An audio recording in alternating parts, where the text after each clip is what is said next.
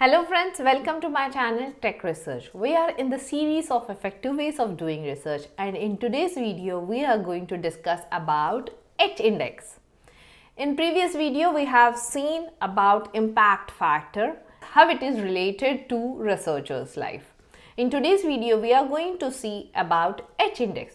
You must have heard in the buzzing word H-index in your research journey, and how it creates an importance in researchers' life that we are going to cover in this video. Basically, H-index is an index that is used to quantify an individual's research scientific contribution. The H-index is based on set of researchers' most cited paper and the number of citations that they have received in other people's publications. So this includes citations from your own paper and also the citations where your research paper has been cited in other researchers' paper. There are different tools that you can use to find out your own H-index for your research papers. You can find out your H-index through Web of Science, Scopus and Google Scholar. These are the three popular databases where you find most of the research papers, and you can easily track your H-index using any of the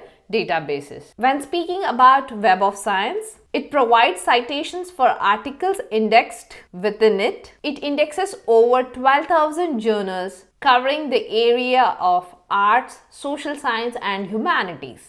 To find out your H-index in Web of Science, you just have to enter your name, then research paper that you have published, and also if there is a co-author aligned to that, you have to fill out some formalities that have been displaying on the screen when you visit Web of Science. And when you click at the end of citation report, it will show you the H-index on the screen. The next one comes is Scopus. Scopus provides citation counts for articles indexed within it, which indexes over 20,000 journals from over 4,000 international research scholars across the discipline. And you can easily find your H-index using Scopus by entering your name and the research paper that has been published in a particular year. The next one comes to our list is Google Scholar. Google Scholar provides different researchers and it covers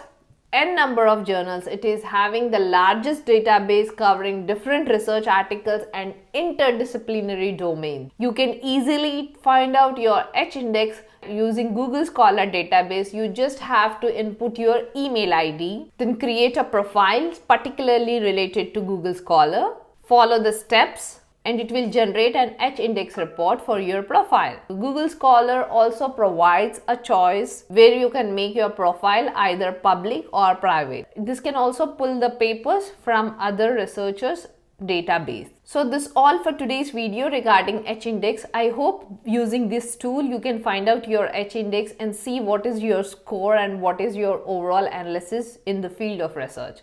Hope you enjoy watching this video. Please subscribe to my channel Tech Research. Before leaving, see you in next video. Till then, take care. Goodbye.